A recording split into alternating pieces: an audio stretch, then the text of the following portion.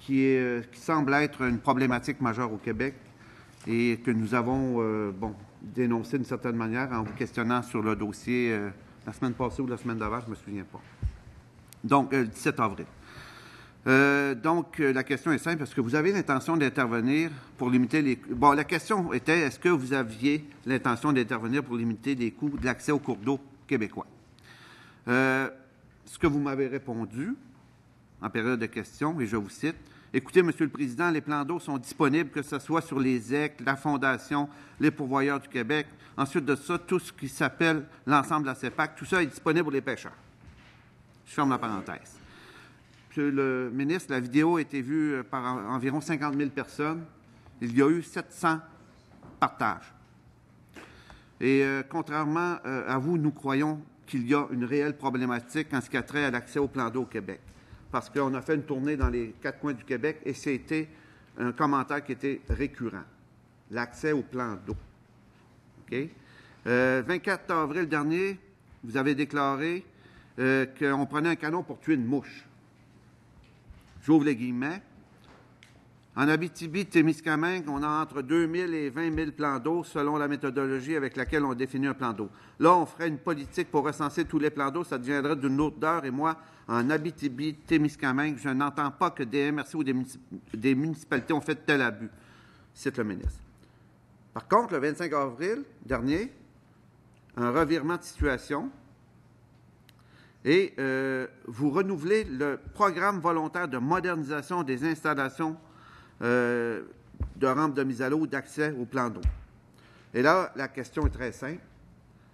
Avant hier, vous disiez qu'il n'y avait pas de problématique, nonobstant le fait que, en tant que simple député de Bonaventure, je ne suis pas ministre, on a eu quand même 50 000 visionnements sur un questionnement qui a interpellé un nombre important d'individus. Donc, avant 24, vous dites qu'il n'y a pas de problème, et le 25, vous proposez un programme pour les municipalités. Est-ce que sérieusement, vous avez l'intention d'élaborer un programme digne de ce nom pour redonner aux Québécois leur patrimoine collectif, ce qu'on appelle en général leur plan d'eau, leur lac et leurs rivières et le fleuve Saint-Laurent aussi. Et je tiens à vous rappeler qu'un ancien président de la FDCP, Pierre Latraverse, avant qu'il décède, nous avait dit « Le plus grand territoire public qui demeure pour les Québécois entre Québec et Montréal, c'est le fleuve Saint-Laurent. Et ils n'y ont pas accès. » Donc, au nom des 680 quelques mille pêcheurs qui demeurent, on vous demande si vous avez l'intention d'élaborer une politique digne de ce nom d'accès au plan d'eau au Québec. Merci, Monsieur le député. Monsieur le ministre. Alors, je ne renierai pas dans le fond. Puis d'ailleurs, j'avais salué que vous aviez tout à fait raison. Les plans d'eau au Québec sont effectivement une grande richesse. J'ai connu aussi personnellement la personne auquel vous faisiez référence aussi, qui était effectivement une personne éminente en matière faunique. Maintenant, c'est bon aussi de camper que la responsabilité ministérielle, elle est d'abord et avant tout avec le MAMO. Okay? Parce que c'est par là que ça se transige, les plans d'eau, surtout qui sont, ceux qui sont proches des municipalités. Je vous donne l'information que dès 2016, c'est pas vrai qu'on était sans rien faire. Le ministère des Forêts, Faune et Parcs, sauf que c'est pas moi qui l'ai implanté, c'est mon prédécesseur. En 2016, le ministère des Forêts, Faune et Parcs a développé un programme pour les rampes d'accès. Et là, c'était un programme limité aux rampes d'accès. Il y a d'ailleurs eu 6 projets pour un total de 187 000, ça c'est en 2016. En 2017, on a renouvelé, ça s'appelle maintenant le programme d'accès au plan d'eau pour la pêche récréative, tout en élargissant le mandat. Oui, pour les rampes d'accès, mais on a aussi également fait pour les stations de nettoyage d'embarcation, tout ça de façon préventive, de façon à ce que les algues bleues, par exemple, ne se transportent pas d'une place à l'autre. Et à ce moment-là, on a dépensé en 2017 pour 19 projets 332 000 en soit station de nettoyage ou soit en rampe d'accès.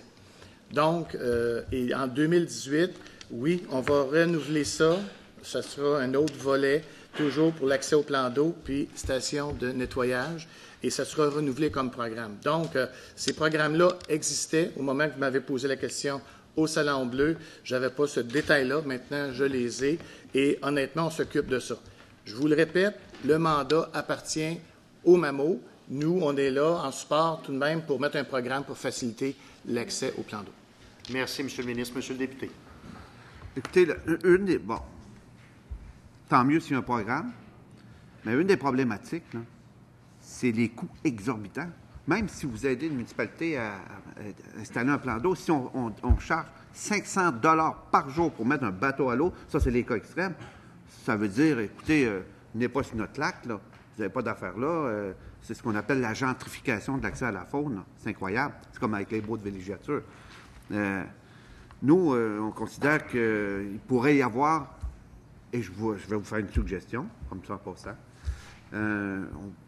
il faut que le gouvernement du Québec prenne ses responsabilités à ce niveau-là, en tout respect pour les 700 000 pêcheurs, et qu'il établisse potentiellement un réseau d'accès de rampe de mise à l'eau géré par le gouvernement du Québec et accessible via une passe comme la passe de motoneige ou de VTT qui existe dans la 5. OK? Donc, c'est une suggestion qu'on vous fait. Et le nombre, ça reste à définir. Les ententes avec les municipalités, les MRC, ça reste à définir. Mais il en demeure pas moins que pour assurer la pérennité de la pêche au Québec, qui, selon nous, est un enjeu, il faut redonner l'accès au territoire et éviter toute forme de privatisation des plans d'eau par toutes sortes de stratégies d'interdiction aux non-résidents, de facturation pour embarquer sur le lac qui est prohibitif, frauduleuse à la limite, et puis avoir des accès de stationnement. Écoutez, la balle est dans votre camp. Je viens de vous donner de très bonnes idées. Ça fait que vous pouvez les prendre. Merci, M. le député. Moi aussi, j'ai écouté votre entrevue avec David Chabot de Radio-Canada.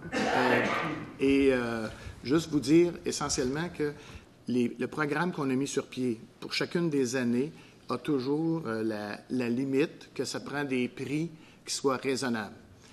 Vous avez raison, Monsieur le député de Bonaventure, de dire que les tarifs abusifs, c'est inacceptable au Québec. On s'entend là-dessus. Par ailleurs, les programmes qu'on a mis de l'avant contraignaient à avoir des prix raisonnables. Et la prise qu'on avait, comme c'est de responsabilité du MAMO, c'est qu'on pouvait contester sur le plan juridique dans les tribunaux les prix abusifs et le juge avait le droit de se prononcer sur le sujet, ce qu'il a d'ailleurs fait. Okay? Donc, je n'ai pas le nombre de cas précis que ça s'est fait, mais essentiellement, quand il y avait des prix abusifs, il pouvait y avoir. Ce n'est pas, heureusement, la norme partout, parce que, dans le sens de dire que pour les résidents de la municipalité, c'est gratuit, et pour les étrangers, c'est-à-dire que ceux qui ne résident pas dans la municipalité, c'est des prix abusifs, ce n'est pas la norme, heureusement. Il y a des prix raisonnables, mais nos programmes qu'on a mis de l'avant depuis 2016, 2017 et 2018, c'était effectivement tous des programmes qui prévoyaient un prix raisonnable quand on construisait la rampe d'accès au plan d'eau. Fait que je tiens à vous rassurer là-dessus. Maintenant, sur votre question, je l'avais dit sur les zones, tant qu'à créer un plan national de responsabilité d'accès des rampes d'accès au plan d'eau, on n'est pas rendu là. C'est une suggestion. Je ne suis pas sûr qu'on aille vers là, surtout quand le programme qu'on a mis de l'avant pour se faire financer dans certaines municipalités couvre, dans le fond, une bonne portion des frais, ce qui fait que ce n'est pas nécessaire. On a juste mis la contrainte qu'il faut que les tarifs donnés soient raisonnables. Merci, M. le ministre. Monsieur le député. Il nous reste combien? 4 minutes, 30 secondes. Écoutez, par rapport à... On revient sur la gratuité des permis de pêche.